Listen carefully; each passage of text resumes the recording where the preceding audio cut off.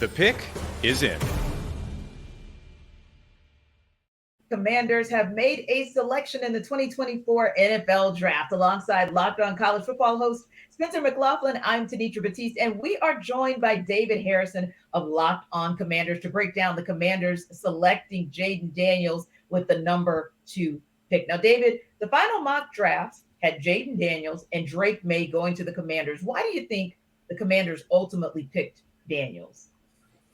Explosiveness. I mean, when you listen to new general manager Adam Peters and new head coach Dan Quinn, that's kind of been the message of the offseason is finding that explosive, mentality. It's not just the quarterback position, but they want their entire team to be aggressive, explosive on defense. They want to take the ball away. They want to punish opposing teams for trying to do whatever it is they're trying to do and force them to do things they don't want to do. And on offense, it's big plays. They want to score, every possession. Every team says that, but this team kind of wants to do it with a little bit more of an intensity than we're used to seeing out of a Washington team under the old coaching regime. And that, it just by itself kind of describes Jayden Daniels to a T. And then Dan Quinn himself kind of went out there and said, look, we want playmakers. We want playmakers on the field, but we also want game changers. And I think when you look at Jayden Daniels, look at Drake May, certainly both playmakers, certainly both good, solid options. I think the New England Patriots got themselves a very good quarterback. There really was no wrong answer, but I think the Washington Commanders view Jayden as more of a game changer potentially than Drake May. That's why they went there. Now they just got to build around him to make it a success. Now, obviously, the 2023 Heisman Trophy winner has the goods, but what's the biggest strength that he brings to this Commanders offense? Just the ability to force defenses to cover 11, to go up against 11 players, cover 11 players. The offensive linemen certainly are going to be where they're going to be, but, you have to game plan a way to rush quarterback, stop the run, stop the passing game. And now you've also got to find a way to stop Jayden if you're opposing defenses. So you truly have a weapon back there that not every team in the NFL has. The Baltimore Ravens, the Kansas City Chiefs are some teams that can kind of boast that. And now the Washington Commanders feel like they have another one of those weapons in the NFL. Doesn't mean he's going to be Pat Mahomes, Lamar Jackson level as a rookie or even necessarily in the first 2 years. But again, this whole thing is about building sustained success for the Washington Commanders, not just being a flash in the pan, do it for 1 year. They want to do what everybody thinks the Houston Texans might be doing, is get themselves a guy that can attack defenses from every layer of the field and get a guy and get a system around him that can be successful for the next decade or so.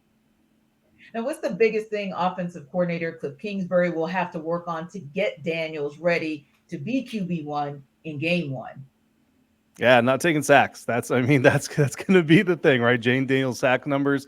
That was the talk all offseason, all draft buildup, and that's where anybody who said they wanted Drake May over Jayden Daniels, that was kind of like the number one, easy. That was the low hanging fruit to pull off the tree and say, oh, look at all the sack numbers. And certainly they're concerning. You know what I mean? You don't want your quarterback getting sacked that much. You certainly don't want your quarterback getting sacked that much because it's his own creation. And then when he runs the ball, you want him to be smart with his body and whether it's a scouting combine, a podcast appearance here and there, whatever it is, he's talked about. He acknowledges that he needs to be smarter about how he takes care of his body, about how he goes up against NFL defenses. The question now is he going to execute on those words, and can Cliff Kingsbury get him to play that kind of smarter brand of football? But other than that, I mean, the turnover numbers, you love him. So he's certainly a smart quarterback. You just have to get him to apply that intelligence and that, I don't want to call it conservativeness, but just that level of intelligence of protecting himself as well as he protects the ball. For more on the Commanders, subscribe to Locked On Commanders on YouTube or wherever you get your podcasts.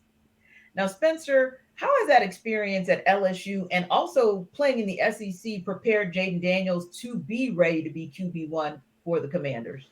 Well, he had everything run through him when he was the quarterback in Baton Rouge, particularly in his Heisman Trophy year, where LSU didn't have a lot of team success. Their defense was atrocious, but Jayden Daniels was putting up big-time numbers. I don't think there's a lot different between Jayden Daniels and Jalen Hurts.